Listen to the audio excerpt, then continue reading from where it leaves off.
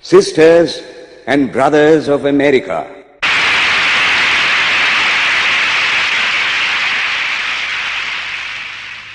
it fills my heart with joy unspeakable to rise in response to the warm and cordial welcome which you have given us. I thank you in the name of the most ancient order of monks in the world. I thank you in the name of the mother of religions, and I thank you in the name of the millions and millions of Hindu people of all classes and sects. My thanks also to some of the speakers on this platform who, referring to the delegates from the Orient, have told you that these men from far-off nations may well claim the honor of bearing to different lands the idea of toleration. I am proud to belong to a religion which has taught the world both tolerance and universal acceptance. We believe not only in universal toleration, but we accept all religions as true. I am proud to belong to a nation which has sheltered the persecuted and the refugees of all religions and all nations of the earth. I am proud to tell you that we have gathered in our bosom the purest remnant of the Israelites who came to southern India and took refuge with us in the very year in which their holy temple was shattered to pieces by Roman tyranny. I am proud to belong to the religion which has sheltered and is still fostering the remnant of the grand Zoroastrian nation. I will quote to you, brethren, a few lines from a hymn which I remember to have repeated from my earliest boyhood, which is every day repeated by millions of human beings. As the different streams, having their sources in different places, all mingle their water in the sea, so, O Lord, the different paths which men take through different tendencies, various though they appear, crooked or straight, all lead to Thee. The present convention, which is one of the most august assemblies ever held, is in itself a vindication, a declaration to the world of the wonderful doctrine preached in the Gita. Whosoever comes to me, through whatsoever form, I reach him. All men are struggling through paths which in the end lead to me. Sectarianism, bigotry, and its horrible descendant, fanaticism, have long possessed this beautiful earth. They have filled the earth with violence, drenched it often and often with human blood, destroyed civilization, and sent whole nations to despair. Had it not been for these horrible demons, human society would be far more advanced than it is now. But their time is come, and I fervently hope that the bell that tolled this morning in honor of this convention may be the death knell of all fanaticism, of all persecutions with the sword or with the pen, and of all uncharitable feelings between persons wending their way to the same goal.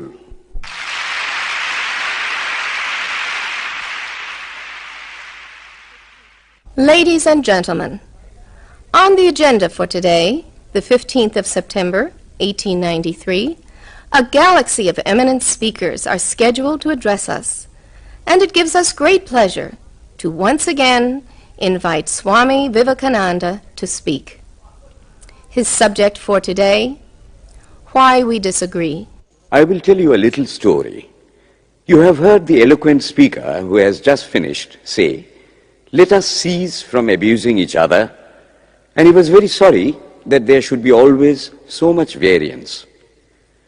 But I think I should tell you a story which would illustrate the cause of this variance. A frog lived in a well. It had lived there for a long time. It was born there and brought up there, and yet was a little small frog. Of course, the evolutionists were not there then to tell us whether the frog lost its eyes or not, but for our story's sake, we must take it for granted that it had its size, and that it every day cleansed the water of all the worms and bacilli that lived in it with an energy that would do credit to our modern bacteriologists. In this way, it went on and became a little sleek and fat. Well, one day, another frog that lived in the sea came and fell into the well. "Where are you from?" "I am from the sea." "The sea?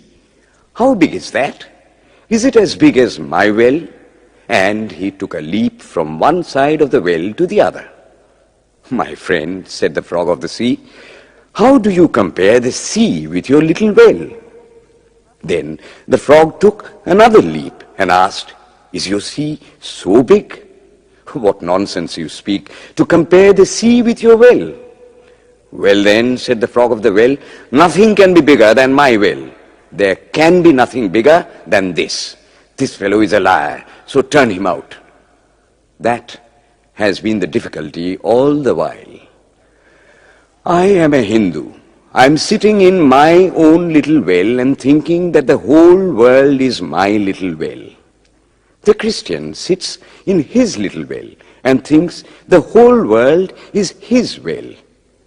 The Mohammedan sits in his little well and thinks that is the whole world.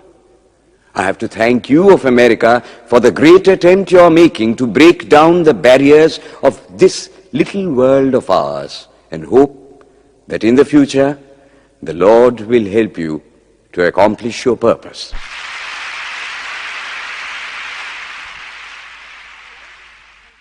Delegates and friends, today, the 19th of September, 1893, is the 9th day of the World's Parliament of Religions.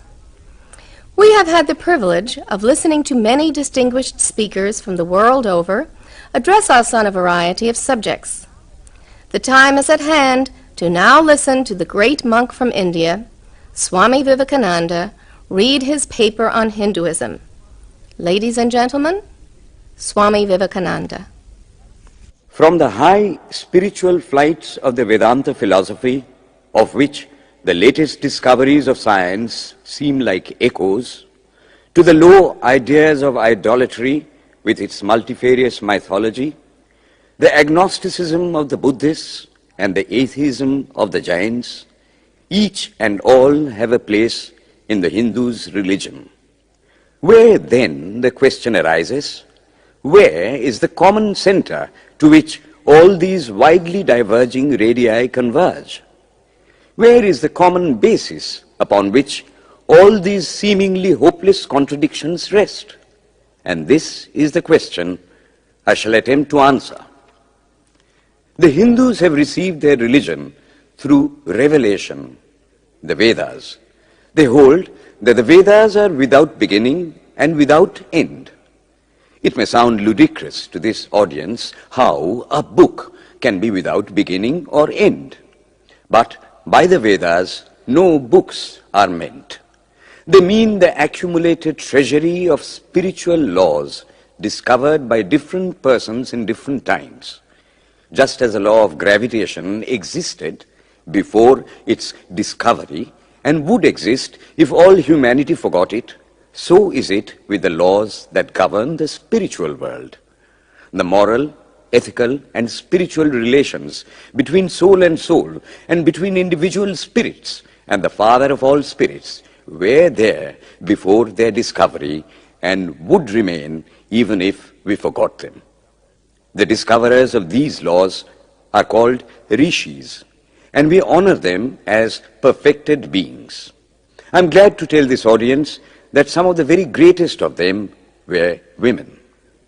Here it may be said that these laws, as laws, may be without end, but they must have had a beginning. The Vedas teach us that creation is without beginning or end.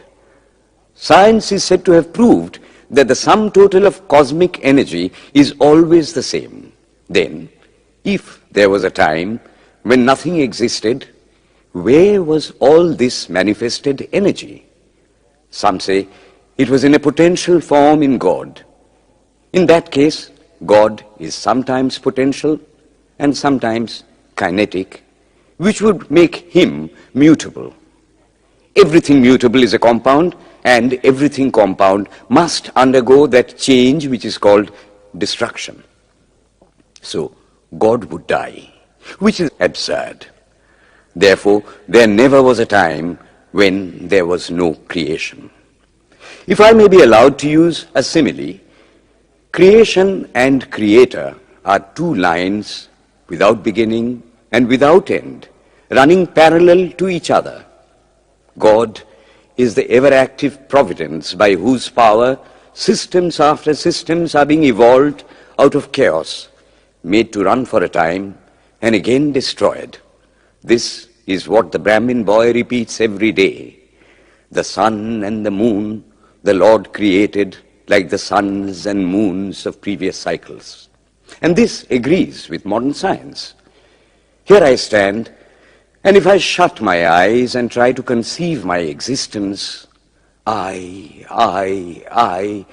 is the idea before me? The idea of a body. Am I then nothing but a combination of material substances? The Vedas declare, no. I am a spirit living in a body. I am not the body. The body will die, but I shall not die. Here am I in this body. It will fall, but I shall go on living. I had also a past. The soul was not created, for creation means a combination, which means a certain future dissolution. If then the soul was created, it must die. Some are born happy, enjoy perfect health with beautiful body, mental vigor, and all wants supplied. Others are born miserable. Some are without hands or feet. Others again are idiots and only drag on a wretched existence. Why, if they are all created, why does a just and merciful God create one happy and another unhappy? Why is he so partial? Nor would it mend matters in the least to hold that those who are miserable in this life will be happy in a future one. Why should a man be miserable even here in the reign of a just and merciful God? In the second place, the idea of a creator God does not explain the anomaly, but simply expresses the cruel fiat of an all-powerful being. There must have been causes then, before his birth, to make a man miserable or happy, and those were his past actions.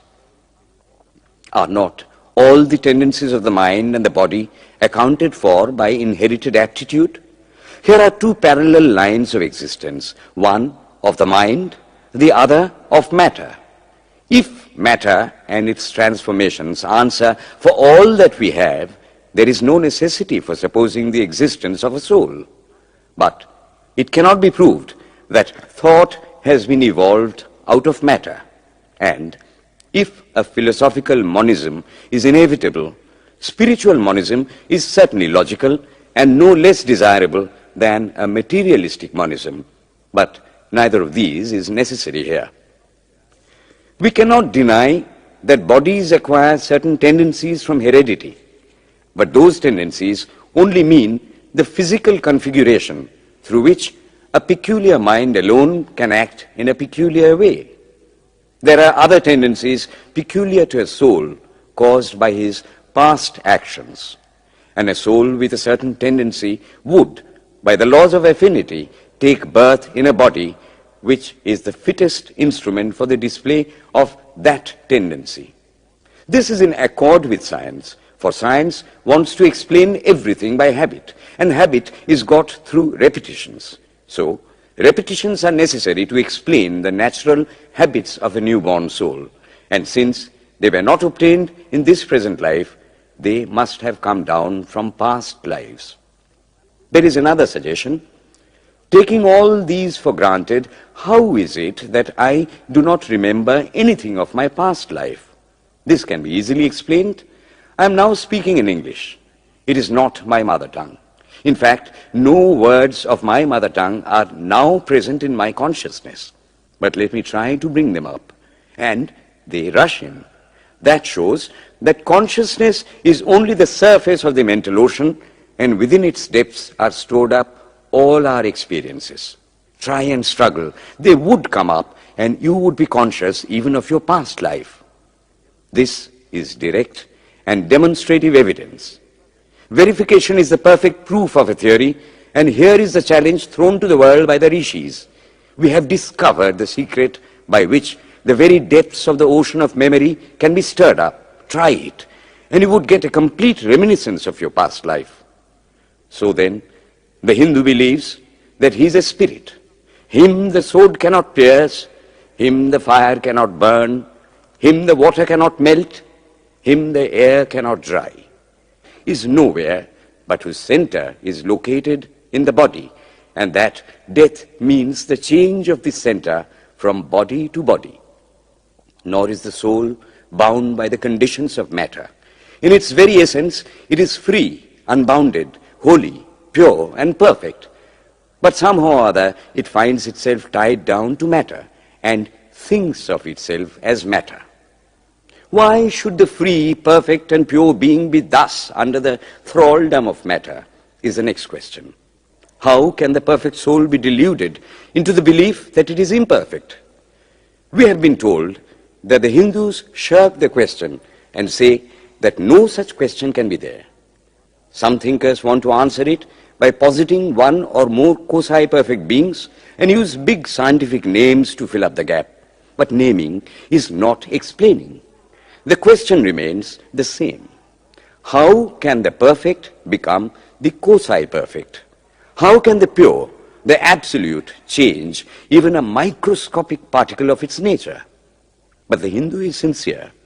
He does not want to take shelter under sophistry. He is brave enough to face the question in a manly fashion, and his answer is, I do not know. I do not know how the perfect being, the soul, came to think of itself as imperfect, as joined to and conditioned by matter. But the fact is a fact for all that. It is a fact in everybody's consciousness that one thinks of oneself as the body. The Hindu does not attempt to explain why one thinks one is the body. The answer, that it is the will of God, is no explanation. This is nothing more than what the Hindu says, I do not know. Well then, the human soul is eternal and immortal, perfect and infinite, and death means only a change of center from one body to another. The present is determined by our past actions, and the future by the present. The soul will go on evolving up or reverting back from birth to birth and death to death. But here is another question. Is man a tiny boat in a tempest, raised one moment on the foamy crest of a billow and dashed down into a yawning chasm the next, rolling to and fro at the mercy of good and bad actions, a powerless, helpless wreck in an ever-raging, ever-rushing, uncompromising current of cause and effect, a little moth placed under the wheel of causation, which rolls on, crushing everything in its way, and waits not for the widow's tears or the orphan's cry? The heart sinks at the idea. Yet, this is the law of nature. Is there no hope? Is there no escape? Was the cry that went up from the bottom of the heart of despair. It reached the throne of mercy, and words of hope and consolation came down and inspired a Vedic sage, and he stood up before the world and in trumpet voice proclaimed the glad tidings. Hear ye, children of immortal bliss, even ye that reside in higher spheres. I have found the ancient one who is beyond all darkness, all delusion. Knowing him alone, you shall be saved from death over again. Children of immortal bliss. What a sweet, what a hopeful name. Allow me to call you, brethren, by that sweet name, heirs of immortal bliss. Yea, the Hindu refuses to call you sinners. We are the children of God, the sharers of immortal bliss, holy and perfect beings. Ye divinities on earth, sinners, it is a sin to call a man so. It is standing libel on human nature. Come up, O lions, and shake off the delusion that you are sheep. You are souls immortal, spirits free, blessed and eternal. Ye are not matter, ye are not bodies. Matter is your servant, not you the servant of matter. Thus it is that the Vedas proclaim not a dreadful combination of unforgiving laws, not an endless prison of cause and effect, but that at the head of all these laws, in and through every particle of matter and force stands one, by whose command the wind blows, the fire burns, the clouds rain, and death stalks upon the earth. And what is his nature? He is everywhere, the pure and formless one, the Almighty and the All-Merciful. Thou art our Father, thou art our Mother, thou art our beloved friend, thou art the source of all strength. Give us strength. Thou art he that beareth the burdens of the universe. Help me bear the little burden of this life. Thus sang the rishis of the Vedas. And how to worship him? Through love. He is to be worshipped as the one beloved, dearer than everything in this and the next life. This is the doctrine of love declared in the Vedas, and let us see how it is fully developed and taught by Krishna, whom the Hindus believe to have been God incarnate on earth. He taught that a man ought to live in this world like a lotus leaf, which grows in water but is never moistened by water. So a man ought to live in the world, his heart to God and his hands to work. It is good to love God for hope of reward in this or the next world, but it is better to love God for love's sake. And the prayer goes, Lord, I do not want wealth, nor children, nor learning. If it be thy will, I shall go from birth to birth. But grant me this, that I may love thee without the hope of reward. Love unselfishly for love's sake. One of the disciples of Krishna, the then Emperor of India, was driven from his kingdom by his enemies and had to take shelter with his queen in a forest in the Himalayas. And there, one day, the queen asked him how it was that he, the most virtuous of men, should suffer so much misery. Yudhishthira answered, Behold, my queen, the Himalayas. How grand and beautiful they are. I love them. They do not give me anything, but my nature is to love the grand, the beautiful. Therefore, I love them. Similarly, I love the Lord. He is the source of all beauty, of all sublimity. He is the only object to be loved. My nature is to love him, and therefore I love. I do not pray for anything. I do not ask for anything. Let him place me wherever he likes. I must love him for love's sake. I cannot trade in love. The Vedas teach that the soul is divine, only held in the bondage of matter. Perfection will be reached when this bond will burst, and the word they use for it is, therefore, mukti, freedom. Freedom from the bonds of imperfection, freedom from death and misery.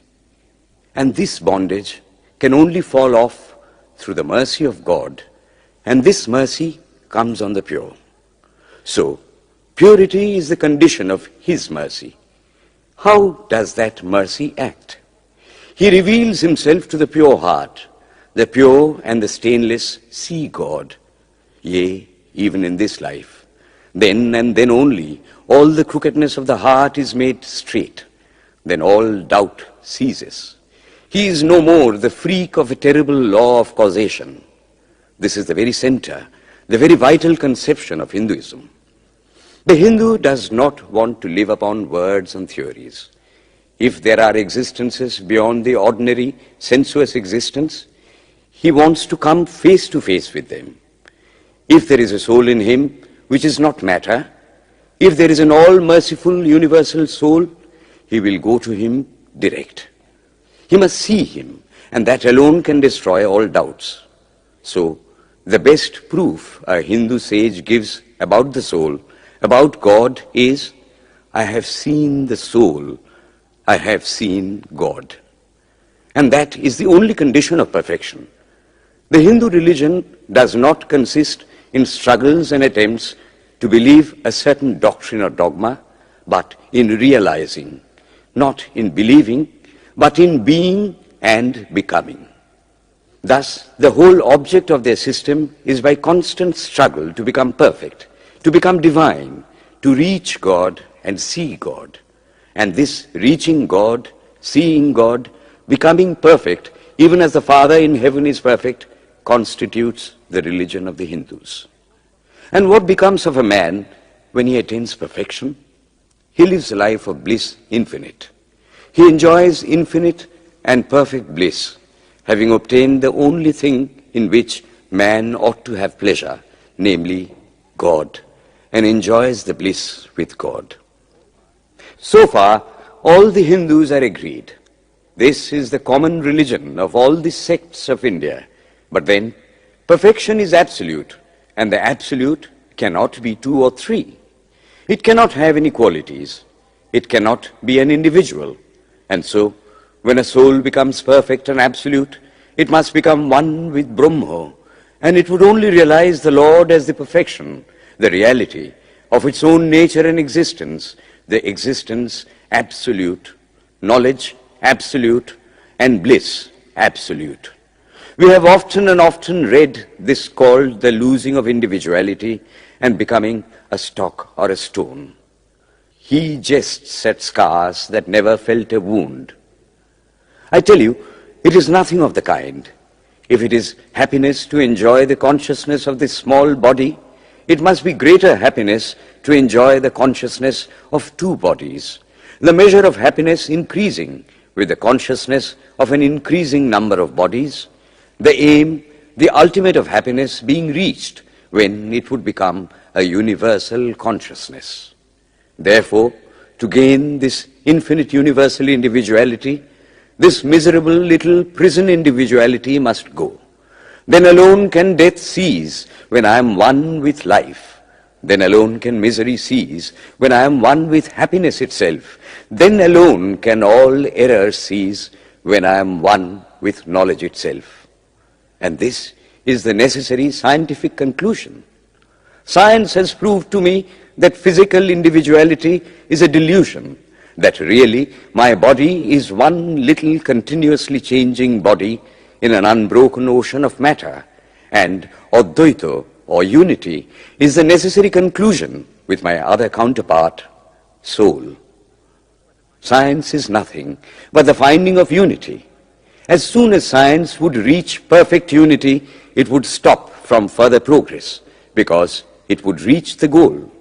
Thus, chemistry could not progress farther when it would discover one element out of which all others could be made. Physics would stop when it would be able to fulfill its services in discovering one energy of which all the others are but manifestations.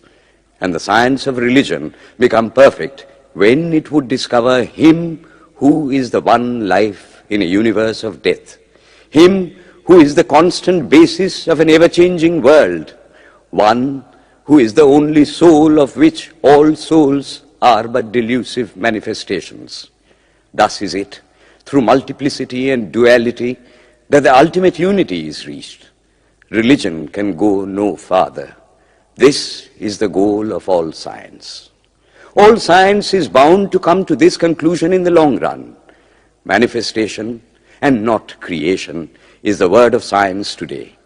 And the Hindu is only glad that what he has been cherishing in his bosom for ages is going to be taught in more forcible language and with further light from the latest conclusions of science. Descend we now from the aspirations of philosophy to the religion of the ignorant. At the very outset, I may tell you that there is no polytheism in India. In every temple, if one stands by and listens, one will find the worshippers applying all the attributes of God, including omnipresence, to the images. It is not polytheism, nor would the name henotheism explain the situation. The rose, called by any other name, would smell as sweet. Names are not explanations. The tree is known by its fruits. When I have seen amongst them that are called idolaters, men, the like of whom, in morality and spirituality and love, I have never seen anywhere, I stop and ask myself, can sin beget holiness. Superstition is a great enemy of man, but bigotry is worse. Why does a Christian go to church? Why is the cross holy? Why is the face turned toward the sky in prayer? Why are there so many images in the Catholic Church? Why are there so many images in the minds of Protestants when they pray? My brethren, we can no more think about anything without a mental image than we can live without breathing. By the law of association, the material image calls up the mental idea and vice versa. This is why the Hindu uses an external symbol when he worships. He will tell you it helps to keep his mind fixed on the being to whom he prays. He knows, as well as you do, that the image is not God, is not omnipresent. After all, how much does omnipresence mean to almost the whole world? It stands merely as a word, a symbol. Has God superficial area? If not, when we repeat that word omnipresent, we think of the extended sky or of space. That is all. As we find that somehow or other, by the laws of our mental constitution, we have to associate our ideas of infinity with the image of the blue sky or of the sea, so we naturally connect our idea of holiness with the image of a church, a mosque, or a cross. The Hindus have associated the ideas of holiness, purity, truth, omnipresence, and such other ideas with different images and forms. But with this difference, that while some people devote their whole lives to their idol of a church and never rise higher, because with them religion means an intellectual assent to certain doctrines and doing good to their fellows, the whole religion of the Hindu is centered in realization. Man is to become divine by realizing the divine. Idols or temples or churches or books are only the supports, the helps of his spiritual childhood, but on and on he must progress. He must not stop anywhere. External worship, material worship, say the scriptures, is the lowest stage. Struggling to rise high, mental prayer is the next stage. But the highest stage is when the Lord has been realized. Mark, the same earnest man who is kneeling before the idol tells you, him the sun cannot express, nor the moon, nor the stars, the lightning cannot express him, nor what we speak of as fire. Through him they shine. But he does not abuse anyone's idol or call its worship sin. He recognizes in it a necessary stage of life. The child is father of the man. Would it be right for an old man to say that childhood is a sin or youth is a sin? If a man can realize his divine nature with the help of an image, would it be right to call that a sin? Nor, even when he has passed that stage, should he call it an error. To the Hindu, man is not traveling from error to truth, but from truth to truth, from lower to higher truth. To him, all the religions, from the lowest fetishism to the highest absolutism, mean so many attempts of the human soul to grasp and realize the infinite, each determined by the conditions of its birth and association, and each of these marks a stage of progress.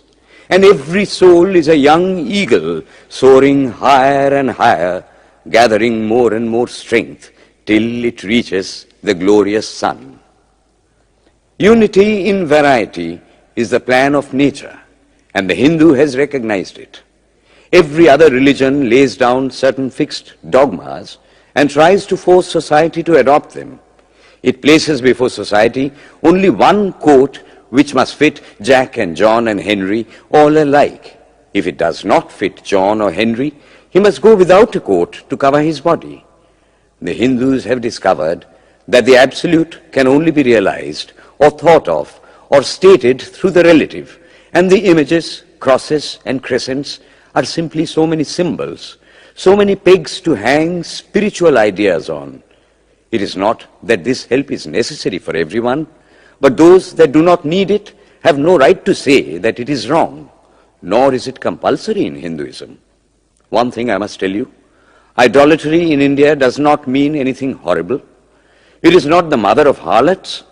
On the other hand, it is the attempt of undeveloped minds to grasp high spiritual truths. The Hindus have their faults, they sometimes have their exceptions, but mark this, they are always for punishing their own bodies and never for cutting the throats of their neighbors. If the Hindu fanatic burns himself on the pyre, he never lights the fire of inquisition. And even this cannot be laid at the door of his religion any more than the burning of witches can be laid at the door of Christianity. To the Hindu, then, the whole world of religions is only a traveling, a coming up of different men and women through various conditions and circumstances to the same goal. Every religion is only evolving a God out of the material man, and the same God is the inspirer of all of them. Why then are there so many contradictions? They are only apparent, says the Hindu. The contradictions come from the same truth adapting itself to the varying circumstances of different natures. It is the same light coming through glasses of different colors, and these little variations are necessary for purposes of adaptation. But in the heart of everything, the same truth reigns. The Lord has declared to the Hindu in his incarnation as Krishna, I am in every religion as a thread through a string of pearls. Wherever thou seest extraordinary holiness and extraordinary power raising and purifying humanity, know thou that I am there. And what has been the result? I challenge the world to find throughout the whole system of Sanskrit philosophy any such expression as that the Hindu alone will be saved and not others.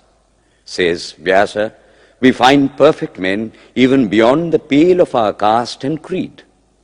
One thing more, how then can the Hindu, whose whole fabric of thought centers in God, believe in Buddhism, which is agnostic, or in Jainism, which is atheistic?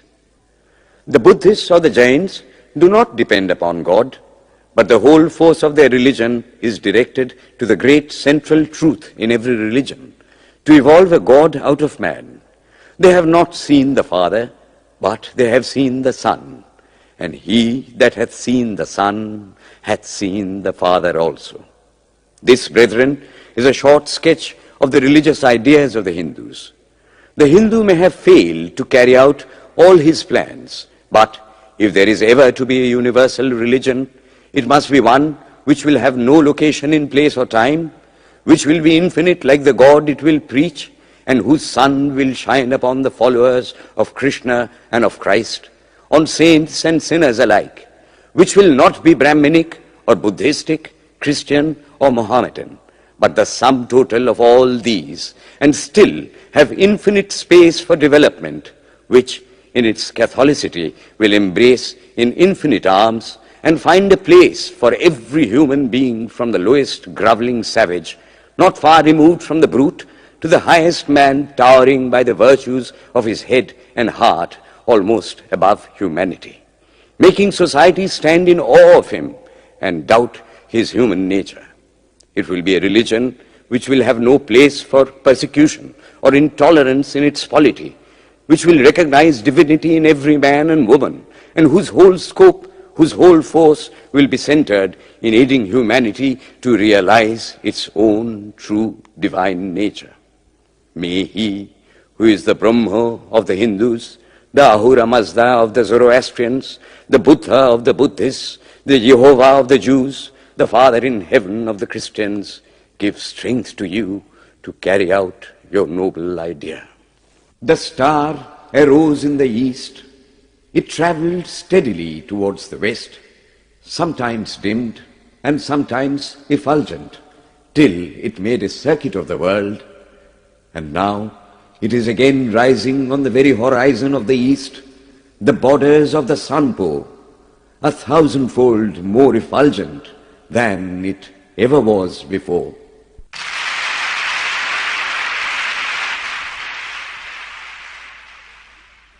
Today, the 26th of September, 1893, is the penultimate day of this Parliament of Religions at Chicago.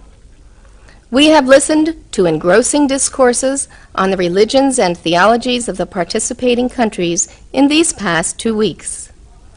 In continuing this series, Swami Vivekananda will now speak on Buddhism, the fulfillment of Hinduism.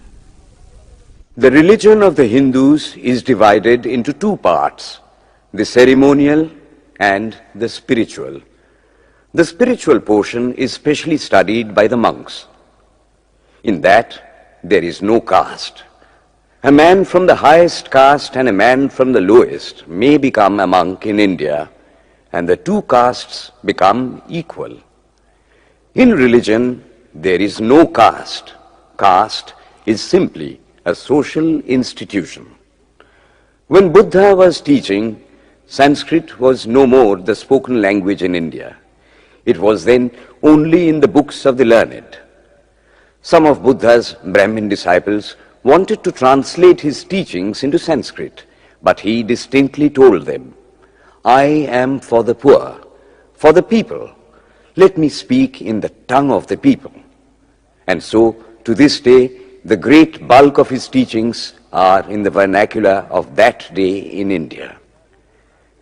Whatever may be the position of philosophy, whatever may be the position of metaphysics, so long as there is such a thing as death in the world, so long as there is such a thing as weakness in the human heart, so long as there is a cry going out of the heart of man in his very weakness, there shall be a faith in God. Let us then join the wonderful intellect of the Brahmin with the heart, the noble soul, the wonderful humanizing power of the great Master.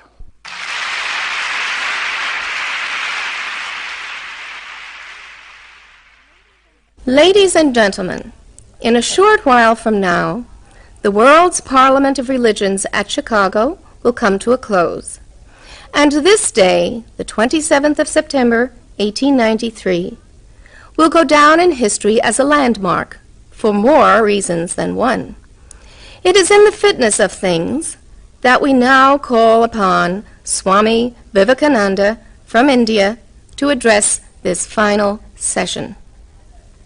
The world's Parliament of Religions has become an accomplished fact, and the merciful Father has helped those who labored to bring it into existence and crown with success their most unselfish labor.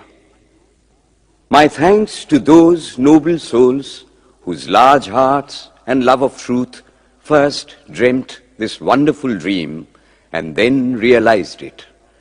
My thanks to the shower of liberal sentiments that has overflowed this platform. My thanks to this enlightened audience for their uniform kindness to me and for their appreciation of every thought that tends to smooth the friction of religions. A few jarring notes were heard from time to time in this harmony. My special thanks to them, for they have, by their striking contrast, made the general harmony the sweeter. Much has been said of the common ground of religious unity. I am not going just now to venture my own theory, but if anyone here hopes that this unity will come by the triumph of any one of the religions and the destruction of the others, to him I say, brother, yours is an impossible hope. Do I wish that the Christian would become Hindu? God forbid. Do I wish that the Hindu or Buddhist would become Christian? God forbid. The seed is put in the ground, and earth and air and water are placed around it. Does the seed become the earth or the air or the water? No. It becomes a plant. It develops after the law of its own growth, assimilates the air, the earth, and the water, converts them into plant substance, and grows into a plant. Similar is the case with religion. The Christian is not to become a Hindu or a Buddhist, nor a Hindu or a Buddhist to become a Christian, but each must assimilate the spirit of the others and yet preserve his individuality and grow according to his own law of growth. If the parliament of religions has shown anything to the world, it is this. It has proved to the world that holiness, purity, and charity are not the exclusive possessions of any church in the world, and that every system has produced men and women of the most exalted character. In the face of this evidence, if anybody dreams of the exclusive survival of his own religion and the destruction of others, I pity him from the bottom of my heart and point out to him that upon the banner of every religion will soon be written, in spite of resistance, help and not fight, assimilation and not destruction, harmony and peace and not dissension.